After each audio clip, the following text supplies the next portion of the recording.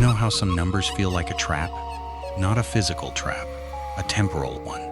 A loop you didn't know you were walking until you step on the same crack for the 100th time. 72 felt like that to me. A number that should have been a multiple of something comforting. A dozen eggs. A foot of shelf space. The number of hours in 3 days. But instead, it was the number of seconds in a minute that never ended. The number of times I watched my wife forget my face. Her name was Sarah. She died in a car accident on a Tuesday. The other driver ran a red light. The impact shattered her temporal lobe. The doctors said she wouldn't have felt anything. I hoped that was true.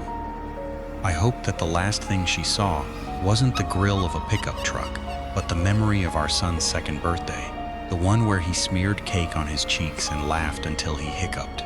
I'll never know. What I do know is that after she died, the number 72 started following me, not as a curse, as a clock. It began with the funeral. The service was at 2 p.m. I arrived early. The parking lot was empty except for a single car, a gray sedan, the license plate read 72X4X7. I didn't think anything of it. I walked into the chapel. The casket was closed. The flowers were white lilies, her favorite. I sat in the front row and waited. At exactly 2, the pastor began to speak. He said her name. He said the word beloved, and then the clock on the wall behind him stopped ticking. The second hand froze at 72 seconds past the minute. I blinked. The clock was fine. The second hand was moving. I told myself I was grieving. Grief plays tricks on time. The tricks got worse. I started waking up at 6:12 a.m. every morning. 6:12, 60:12. 6 times 12 is 72. I'd lie in bed and count the seconds between heartbeats. 72. I'd make coffee. The timer on the coffee maker would count down from 112. 72 seconds. I'd drive to work. The odometer would land on 72 to 72. 72,000. I'd look away. The number was everywhere. On receipts, on clocks, on the spines of books I'd never read. It was as if the universe had been rewritten, and the only constant was that digit. I started therapy. My therapist, a kind woman named Dr. Ellison, said I was experiencing a prolonged grief reaction. She said my brain was seeking patterns to make sense of loss. She said the number 72 was a symbol for something I wasn't ready to confront. I paid her $200 an hour to tell me what I already knew. The number was a symbol of the 72 hours between the accident and the funeral. The 72 hours I spent in the hospital waiting room, watching the ICU doors swing open and closed, hoping for a miracle that never came. I decided to confront the number head on. I bought a journal.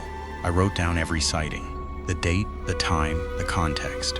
Within a week, I had 72 entries. I counted them. 72, exactly. I tried to add a 73rd. The pen wouldn't write. The ink was wet, but the page stayed blank. I tried a different pen. Same result. I tried typing. The word 73 appeared on the screen, then dissolved into gibberish. The number was a boundary, a wall, and I was on the wrong side. On the 72nd day after Sarah's death, I found the envelope. It was in the mailbox, tucked between a coupon flyer and a bill. No return address. My name handwritten in an elegant script I didn't recognize. I opened it. Inside was a single sheet of paper. The paper was thick and cream-colored, watermarked with the number 72.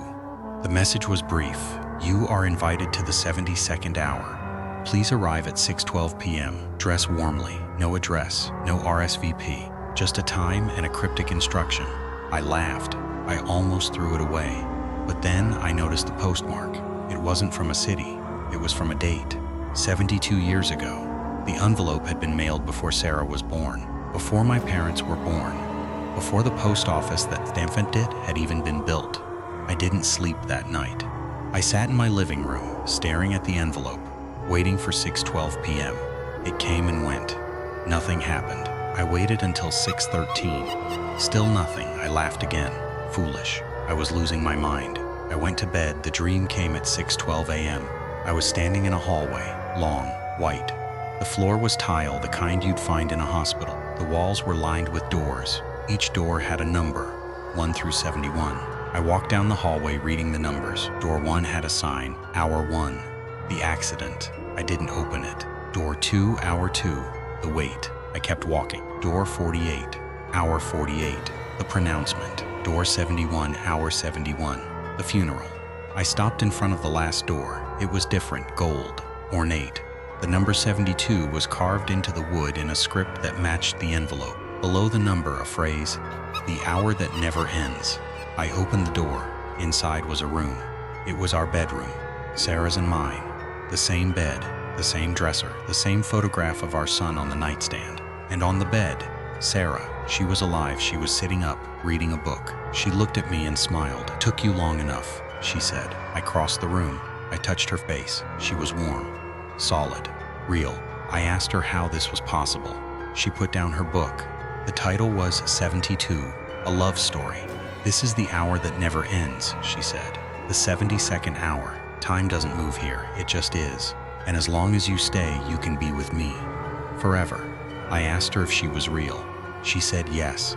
I asked her if she remembered dying.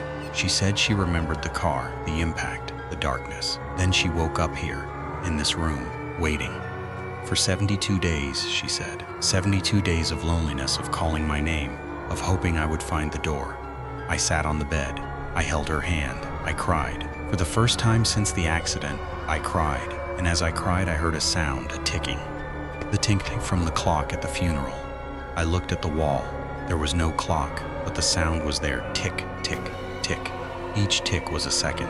Each second was a heartbeat. And each heartbeat brought me closer to understanding. "This hour is a gift," Sarah said. "But it's also a test. You can stay with me. But if you stay, you can never leave. The door will close. The hallway will vanish. You'll be here in this room with me for eternity." I looked at the door behind me. I could see the hallway, the other doors, the numbers. "What happens if I leave?" I asked. Sarah's smile faded. "You go back to the world, to our son, to the grief. You live the rest of your life without me and you never find this door again. It only opens once. For 72 hours. The 72nd hour is almost over." I asked her how much time was left. She pointed at the wall. A clock appeared. The second hand was moving, counting down. 72 seconds. 71. 70. I had 70 seconds to decide. I looked at Sarah. She was beautiful. She was the love of my life. She was the mother of my child. And she was dead. This room, this version of her was a memory. A perfect, unchanging memory. But it wasn't real. It couldn't be. Real people change. Real people grow old. Real people wake up with bad breath and fight about money and forget to buy milk. This Sarah would never do any of those things. She was frozen, like a photograph, like a number. The clock ticked. 50 seconds. 49. 48. "I love you," I said, "but I can't stay. Our son needs me. He needs to know that it's okay to keep living, even when it hurts."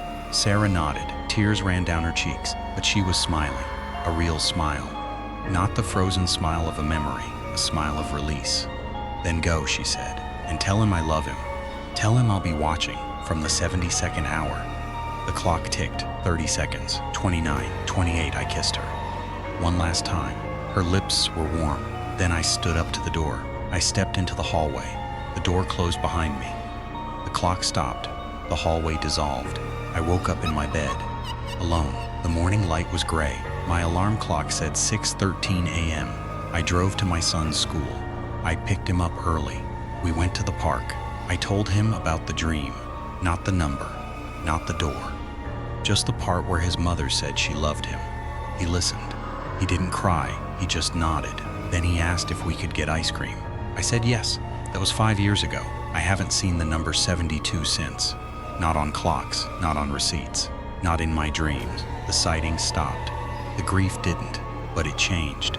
It became something I could carry. Something that didn't weigh me down so much as walk beside me.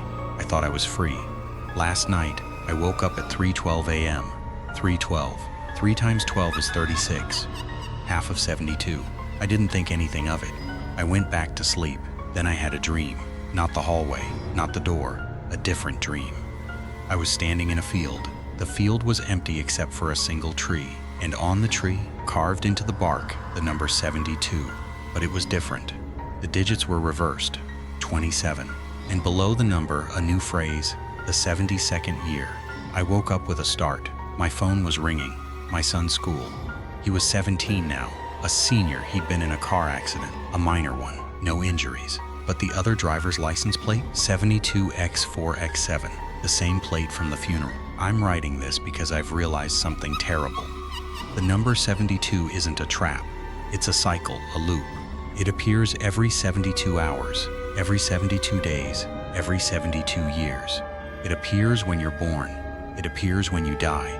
And it appears in the spaces between, the moments when you have to choose between staying in the past and living in the present. My son is 17. In 72 months, he'll be 23. In 72 years, I'll be gone. But the number will still be there, waiting for him, waiting for you. Check your calendar. Count the days since you lost someone. Is it a multiple of 72? Check your clock. Is it 6:12? 3:12? 12:06? Look at your hands. Are they trembling? The 72nd hour is coming. It's always coming. And when it arrives, you'll have a choice. Stay in the room with the memory, or walk out the door and live the life that's left. I made my choice. I walked out. But the door didn't close. It never closes.